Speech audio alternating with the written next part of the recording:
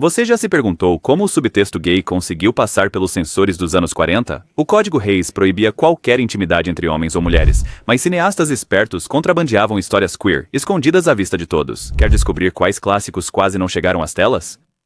Continuem assistindo. Número 1. A Hora das Crianças, 1961. A Hora das Crianças não só quebrou barreiras, ela as estraçalhou com uma marreta. Baseado na controversa peça de Lillian Hellman, este drama com Audrey Hepburn e Shirley MacLaine foca em duas mulheres que dirigem uma escola para meninas, cujas vidas desmoronam quando uma aluna vingativa espalha boatos de que são amantes. O diretor William Wyler filmou esta história duas vezes. Primeiro como These Three em 1936, quando os censores o forçaram a mudar a acusação lésbica para um triângulo amoroso heterossexual. O poder do filme vem de sua representação inflexível de como acusações sussurradas destroem vidas. Quando a personagem de MacLaine finalmente desabou e admitiu seus sentimentos, o público de 1961 ofegou com tamanha honestidade crua. A Legião Católica da Decência classificou-o como condenado, enquanto vários estados tentaram proibições diretas. O que é notável não é apenas a coragem do filme, mas sua inteligência emocional.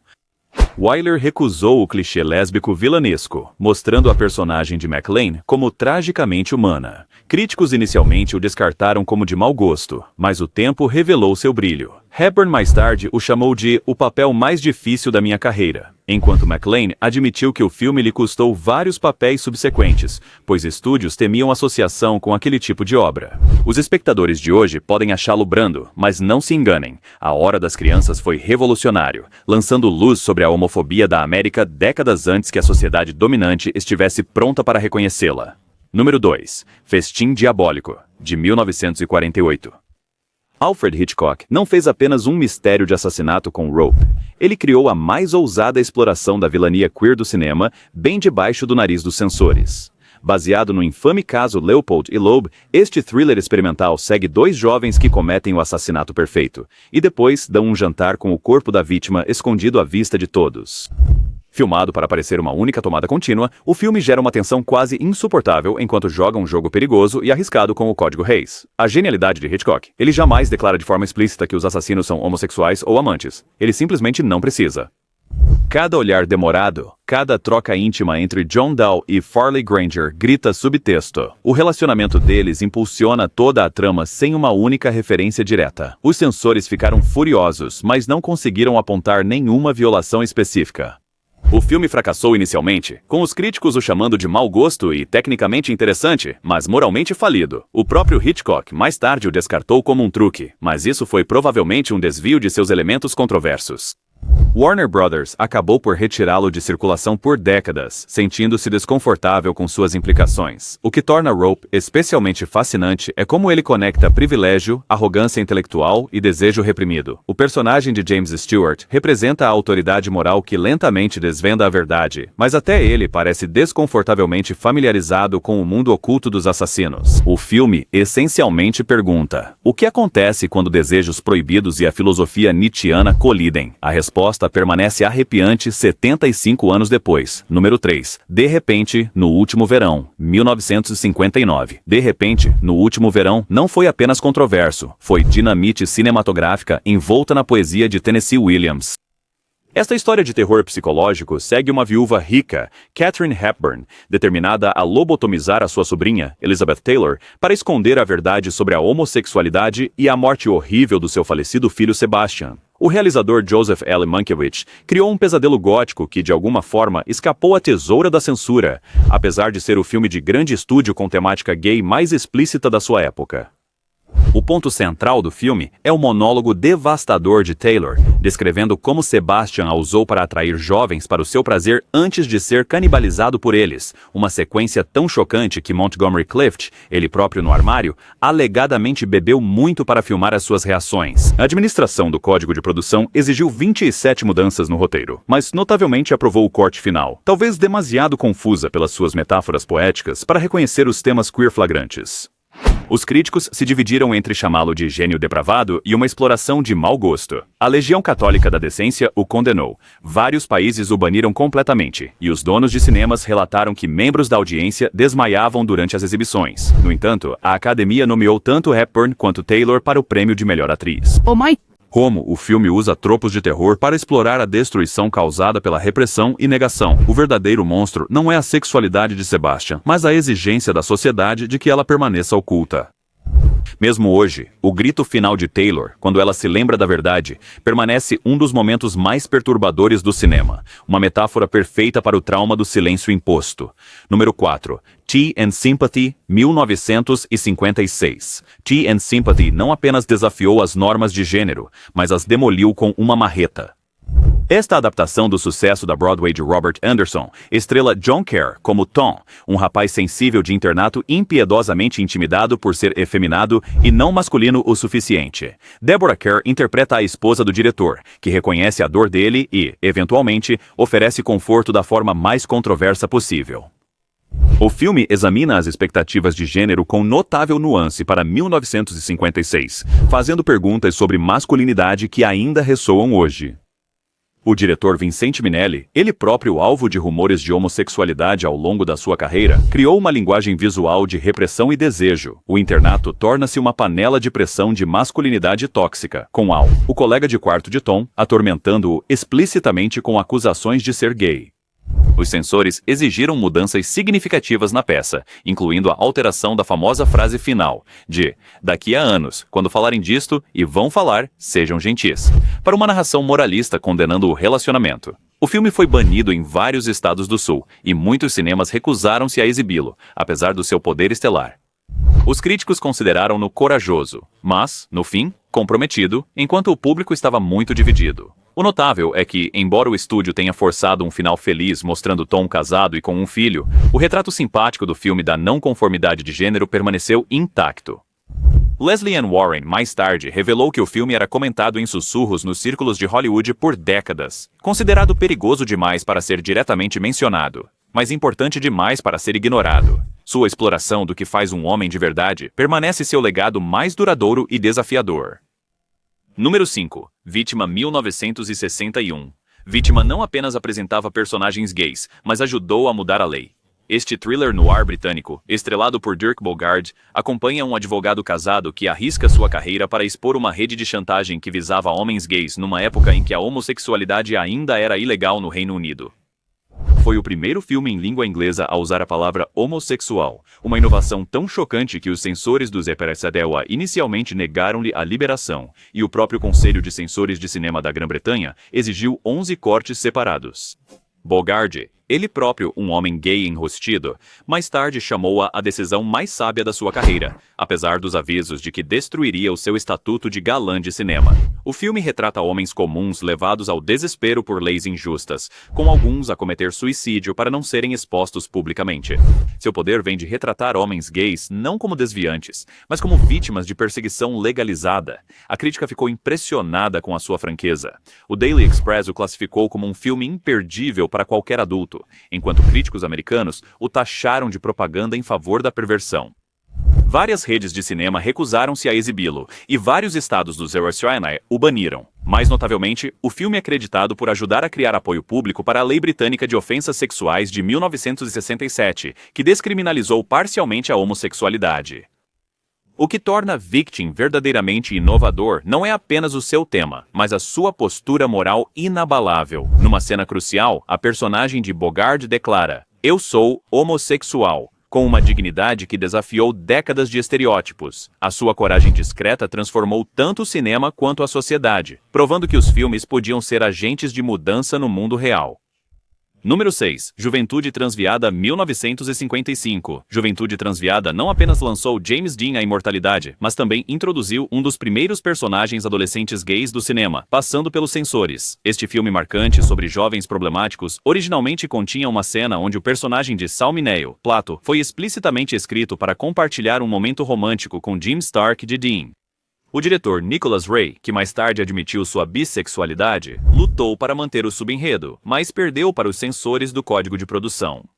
Mesmo com os cortes, o Platão de Minel permanece inconfundivelmente codificado como gay. Seu santuário no armário para Jean, sua história de abandono pela mãe e sua necessidade desesperada de afeto masculino, tudo isso sinalizava o que as audiências dos anos 50 entendiam sem diálogo explícito. O poder do filme vem de mostrar a alienação adolescente em todo o espectro, com o status de forasteiro de Platão. E, em última análise, trágico. O filme enfrentou séria oposição antes de seu lançamento. Os censores exigiram 13 alterações distintas, enquanto conselhos de revisão de vários estados tentaram bloqueá-lo por completo, alegando que incitaria a delinquência juvenil e a perversão sexual. O que ninguém esperava foi como o público adolescente imediatamente abraçou sua autenticidade, tornando-o um fenômeno cultural, apesar da desaprovação adulta. O mais notável é como o filme criou uma nova linguagem visual para o anseio queer. Quando Platão olha para Jim com uma adoração indisfarçável, ou quando os três protagonistas criam sua família improvisada na mansão abandonada, o subtexto torna-se impossível de ignorar. O próprio Minel, um dos primeiros atores abertamente gays de Hollywood, mais tarde descreveu Platão como o primeiro adolescente gay no cinema, um personagem marcante que deu visibilidade a inúmeros jovens invisíveis. Número 7. Aconselhar e Consentir, de 1962. Aconselhar e Consentir não se limitou a abordar a política, mas detonou uma verdadeira bomba de temática queer nos corredores do poder. A adaptação de Otto Preminger do romance vencedor do Pulitzer de Alan Drury acompanha a confirmação senatorial de um controverso indicado a secretário de Estado, mas seu subenredo mais chocante envolve um senador casado chantageado por um relacionamento gay passado. O filme apresenta a primeira representação de um bar gay num grande filme americano, um submundo iluminado a neon em Nova York, onde homens enrustidos se encontram nas sombras. Don Murray interpreta o senador Brigham Anderson com uma contenção comovente, como um homem destruído pela exposição do seu passado. A cena em que ele perambula pelo bar gay, reconhecido por frequentadores que o chamam pelo seu antigo apelido, foi tão controversa que várias redes de cinema exigiram que fosse removida. Preminger recusou, criando um impasse que gerou manchetes nacionais. Os críticos ficaram chocados com a sua franqueza. O New York Times chamou-o de chocante, mas necessário, enquanto publicações mais conservadoras condenaram-no como podridão moral na capital da nação. Vários estados do Sul o proibiram completamente, e o filme foi fortemente censurado para transmissões de televisão por décadas. O mais notável é o final trágico do filme. Anderson morre por suicídio em vez de enfrentar a exposição, uma acusação devastadora de uma sociedade que exigia tanto sigilo. O verdadeiro establishment de Washington estava furioso com o filme, com vários senadores condenando-o publicamente. O ex-presidente Harry Truman o classificou como lixo total e pura porcaria. No entanto, seu olhar inflexível sobre como a homofobia funcionava como arma política permanece surpreendentemente relevante hoje, marcando-o como décadas à frente de seu tempo. Número 8. A Malvada, 1950. A Malvada não ganhou apenas 6 Oscars. Criou a mais deliciosa triangulação queer do cinema, disfarçada de briga de gatas nos bastidores. A obra-prima de língua afiada de Joseph L. Mankiewicz acompanha a envelhecida estrela da Broadway Margot Channing, Bette Davis, enquanto ela é gradualmente minada pela fã manipuladora Eve Harrington, Anne Baxter. O que os censores não perceberam foi como o verdadeiro centro emocional do filme é o crítico de teatro Addison DeWitt, George Sanders, um dos personagens gays mais veladamente óbvios de Hollywood. O roteiro efervesce com linguagem codificada e duplos sentidos que passaram despercebidos pelos censores, mas atingiram em cheio o público mais perspicaz. As críticas mordazes de DeWitt, o esteticismo elegante e o completo desinteresse por mulheres, exceto como peões profissionais, deixaram clara a sua orientação sem uma única referência explícita. A sua relação com a aspirante à dramaturga Jill Hudson serve apenas para as aparências, enquanto a sua verdadeira paixão é controlar carreiras teatrais. Críticos elogiaram a sagacidade do filme, mas muitas vezes não viram seus elementos subversivos. A Time o chamou de brilhantemente cínico, enquanto outros focaram apenas na rivalidade feminina.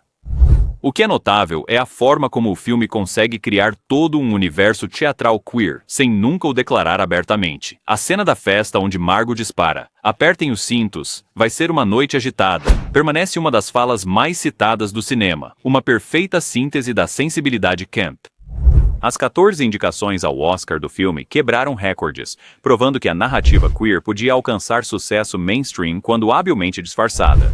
Davis mais tarde reconheceu que o público gay estava entre seus fãs mais devotados, especificamente por causa de Eve, identificando-se na resistência teatral da personagem às expectativas sociais. Número 9. The Haunting, de 1963. The Haunting não só redefiniu histórias de fantasmas, como apresentou uma das primeiras personagens lésbicas simpáticas do cinema, envolta em terror sobrenatural. A adaptação de Robert Wise do romance de Shirley Jackson segue um grupo investigando uma mansão supostamente assombrada, incluindo Chloe. cuja sensibilidade psíquica é igualada apenas pelo seu interesse nada sutil na nervosa Eleanor, Julie Harris. A relação delas constitui o cerne emocional de um filme que é, ostensivamente, sobre fantasmas, mas que, na verdade, explora desejos reprimidos. O gênio do filme reside em usar o horror como disfarce para a temática queer. Quando Theo aparece no quarto de Eleanor durante uma noite aterrorizante, o medo e a atração entre elas tornam-se indistinguíveis. Bloom interpreta Ciel com uma sofisticação mundana, vestindo elegantes tailleurs e fazendo comentários sobre sua colega de quarto em casa, que o público de 1963 compreendeu claramente. Os sensores estavam tão focados nos elementos sobrenaturais que não perceberam o subenredo romântico que se desenrolava à vista de todos. Os críticos elogiaram a profundidade psicológica do filme sem abordar diretamente seus elementos queer. O New Yorker chamou-o de inteligentemente assustador, enquanto a Variety destacou a interpretação astuta de Bloom sem dar mais detalhes. Várias redes de cinema do Sul recusaram-se a exibi-lo, citando temas impróprios e inadequados para o público jovem. O que torna A Casa Amaldiçoada verdadeiramente revolucionário é a forma como a sexualidade de Theo nunca é vilanizada. Ao contrário da maioria dos personagens com códigos queer da época, que são predatórios ou trágicos, Theo é estável, gentil e, em última análise, heróica. Sua personagem ofereceu uma rara representação positiva, embora escondida por trás de sombras góticas e portas rangentes. O final ambíguo do filme, com Eleanor possivelmente se unindo aos espíritos da casa, enquanto Theo regressa à sua parceira que não aparece em cena, cria uma estranha melancolia queer que ainda ressoa décadas mais tarde. Em 10º lugar, Compulsion, de 1959. Compulsion não se limitou a dramatizar um famoso caso de assassinato, mas também expôs as subcorrentes homoeróticas do que foi o crime do século na América.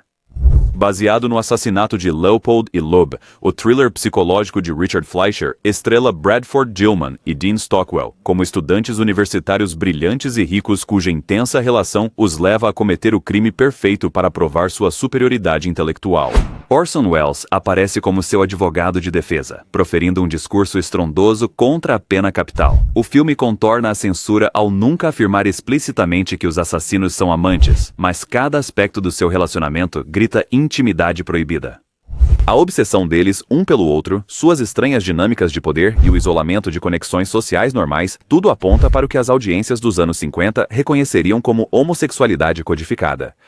O personagem de Stockwell mantém uma coleção de pássaros, um símbolo cinematográfico clássico de homossexualidade, enquanto o de Dillman o domina através de manipulação intelectual e ciúme romântico velado. Os críticos elogiaram as atuações, mas evitaram o relacionamento central. O New York Times o chamou de desconfortavelmente cativante, enquanto outros se concentraram apenas nos aspectos do drama legal.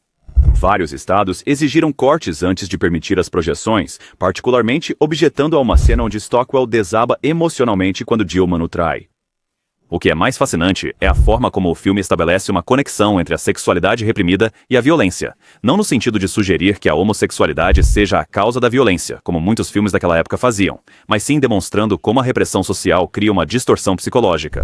O verdadeiro Leopold mais tarde comentou sobre o filme da prisão, notando enigmaticamente que ele capturava certas verdades sobre nós que eles provavelmente nem sequer haviam percebido. Sua complexidade psicológica e a recusa em oferecer explicações simples o tornam uma visão perturbadora até hoje. Número 11. Rebecca, 1940. Rebecca não só deu a Hitchcock seu único Oscar de melhor filme, mas também exibiu a vilã queer mais obsessiva e memorável do cinema, à vista de todos. Baseada no romance de Daphne du Maurier, esta obra-prima gótica segue uma jovem noiva sem nome, Joan Fontaine, que vive à sombra da primeira esposa de seu marido, Rebecca. O que impulsiona o terror psicológico não é um fantasma, mas a governanta Sra. Danvers, Judith Anderson, cuja devoção à sua falecida patroa vai muito além da lealdade profissional. A atuação de Anderson como Danvers é uma aula magna de desejo reprimido. Sua manipulação reverente da lingerie de Rebecca, sua preservação do quarto de Rebecca como um santuário e seu ódio intenso pela nova noiva, tudo isso aponta para uma obsessão de natureza claramente romântica. A cena em que ela descreve carinhosamente escovar o cabelo de Rebecca contém mais erotismo do que a maioria das cenas de amor explícitas daquela época. Censores estavam preocupados com o enredo de assassinato do filme, mas perderam completamente o subtexto queer. O produtor David O. Selznick recebeu avisos sobre temas impróprios, mas argumentou com sucesso que todo o conteúdo questionável vinha diretamente do romance best-seller. Os críticos elogiaram a atuação arrepiante de Anderson, sem abordar diretamente suas conotações queer, embora vários tenham notado seu apego antinatural a Rebecca, o que torna a Sra. Danvers Não é apenas a sua sexualidade codificada, mas a sua complexidade. Embora tecnicamente uma vilã, a sua devoção a Rebecca ganha um estranho respeito, e o seu destino final parece mais trágico do que merecido. Ela se tornou o modelo para inúmeros personagens com códigos queer em filmes subsequentes de Hollywood, estabelecendo o tropo da companheira devotada que permitia aos cineastas incluir personagens queer sem explicitamente nomeá-los como tal. Número 12. Edge of the City, de 1957. Edge of the City não apenas abordou o racismo, mas também criou um dos laços masculinos interraciais mais poderosos do cinema, com subtons queer inconfundíveis. O drama intenso de Martin Ritt estrela John Cassavetes como um andarilho que se esconde do seu passado, e que forma uma amizade profunda com o estivador Sidney Poitier. A relação deles desafia barreiras raciais e as definições de laços masculinos aceitáveis dos anos 50, criando uma visão radical de conexão numa era de rígidas divisões sociais. O poder do filme vem de sua honestidade emocional crua. Quando Cassavetes e Poitier partilham refeições, defendem-se e, por fim, sacrificam-se um pelo outro, a química deles transcende a amizade convencional. A facilidade física deles juntos, braços nos ombros, cigarros compartilhados, conversas íntimas, criou uma relação na tela que confundiu os sensores, que exigiram que várias cenas fossem regravadas para esclarecer o relacionamento deles. Os críticos reconheceram algo especial, mas se debateram com a linguagem para descrevê-lo. A revista Time elogiou a amizade masculina em comum, enquanto outros se concentraram exclusivamente nos seus aspectos raciais. O filme foi banido em grande parte do Sul, ostensivamente por seu elenco integrado, mas também devido à intimidade dos personagens.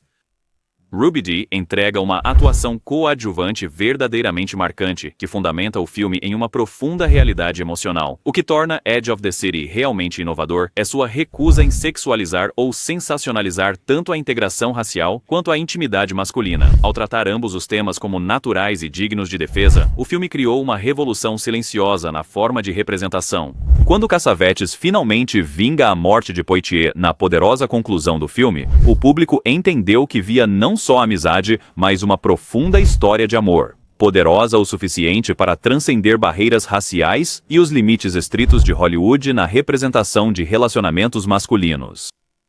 Número 13. A Morte da Irmã George, 1968. A morte da irmã George não apenas ultrapassou limites, ela os derrubou violentamente com uma marreta.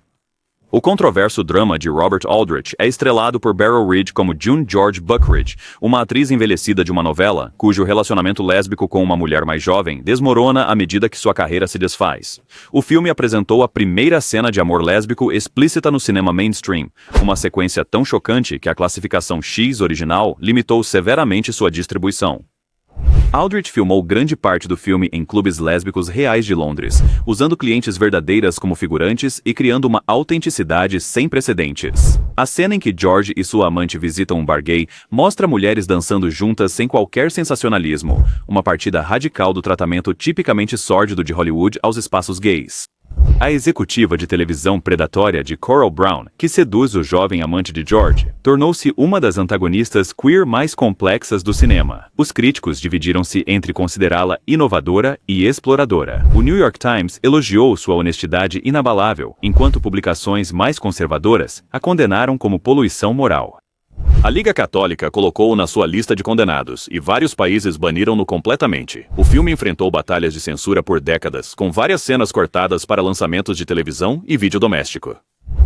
O que torna Sister George revolucionária não é apenas a sua explicitude, mas a sua complexidade. Ao contrário da maioria das representações de lésbicas em Hollywood como predadoras ou vítimas, George é plenamente humana, imperfeita, por vezes cruel, mas em última análise, simpática na sua recusa em se esconder ou pedir desculpa.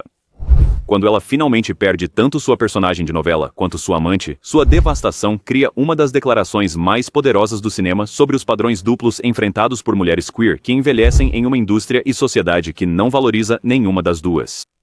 Número 14. Estranhos em um Trem, de 1951. Estranhos em um Trem não apenas redefiniu o gênero do thriller psicológico, ele criou o vilão queer mais perturbador da história do cinema, bem debaixo do nariz dos censores. A adaptação de Hitchcock do romance de Patricia Highsmith segue o astro do tênis Guy Haines, Farley Granger, cujo encontro casual com Bruno Anthony, Robert Walker, leva a uma proposta de troca de assassinatos. A obsessão de Bruno por Guy impulsiona toda a trama, criando uma das representações mais codificadas, mas óbvias, de Hollywood de tornou-se perigoso. Walker entrega uma atuação que define sua carreira como Bruno, infundindo cada cena com um charme inquietante e um desejo mal disfarçado. Seu estilo extravagante, a atenção à estética e a fixação em Guy criam um personagem claramente compreendido pelo público dos anos 50, como tendo conotações homossexuais.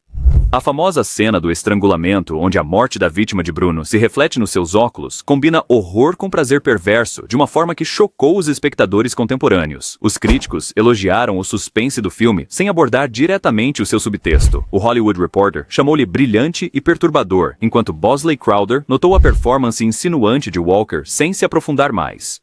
A administração do código de produção exigiu várias mudanças, particularmente no diálogo de Bruno, que originalmente continha referências ainda mais óbvias à sua atração por Guy. O que torna o filme tão fascinante é a linguagem visual de Hitchcock sobre o desejo proibido. A perseguição persistente de Bruno a Guy, suas aparições nos jogos de tênis de Guy e sua infiltração no círculo social de Guy, tudo isso mimetiza uma perseguição romântica, criando uma paródia ameaçadora de cortejo. O famoso final em carrossel do filme, onde o conflito deles literalmente gira fora de controle, permanece uma das metáforas mais perfeitas do cinema para o poder destrutivo da repressão, tanto social quanto psicológica. Número 15. O Sol por Testemunha, 1960. O Sol por Testemunha não só lançou Alain Delon ao estrelato internacional, mas transformou o subtexto queer de Patricia Highsmith num sonho febril mediterrâneo, banhado pelo sol de desejo e roubo de identidade. A adaptação francesa de René Clément de O Talentoso Sr. Ripley acompanha Tom Ripley, interpretado por Delon, enquanto ele se insinua na vida do rico playboy Philippe Greenleaf, vivido por Maurice Ronet, acabando por assassiná-lo e assumir sua identidade. A tensão homoerótica entre eles ferve sob cada quadro, criando um thriller impulsionado por uma atração reprimida, em vez de mera ganância.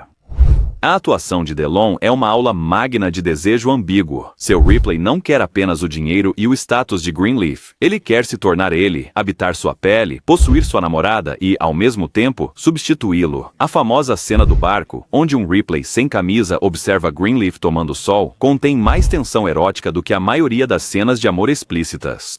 Censores americanos exigiram cortes para o lançamento restrito, objetando cenas de intimidade física entre os homens. Críticos europeus reconheceram as dimensões queer do filme imediatamente. L'Express chamou-o de uma história de amor distorcida disfarçada de thriller, enquanto as críticas americanas focaram apenas em seus visuais estilosos e suspense. Vários grupos religiosos do Skonnewa o condenaram como moralmente questionável, o que limitou sua distribuição inicial na América. O que torna Purple Noon revolucionário é a sua recusa em moralizar. Ao contrário da maioria dos filmes de Hollywood com personagens de subtexto queer, Ripley não é punido por seus desejos. Na verdade, ele se safa de tudo. Este final moralmente ambíguo perturbou tantos distribuidores americanos que eles consideraram adicionar uma cena mostrando sua eventual captura. A influência do filme no cinema queer subsequente é imensurável, estabelecendo a estética mortalmente bela que definiria gerações de thrillers com temática LGBTQ. Desde olhares codificados a representações revolucionárias, estes 15 filmes provam que a história queer de Hollywood é muito mais profunda do que o público moderno imagina. Qual deles te surpreendeu mais? Deixe um comentário sobre qual clássico proibido merece uma reavaliação nos dias de hoje. E aqui vai uma pergunta que pode gerar algum debate. Esses filmes foram realmente marcos progressistas? Ou a associação da homossexualidade com tragédia e vilania feita por eles causou mais dano do que benefício? A controvérsia continua. Deixe-me saber suas opiniões abaixo.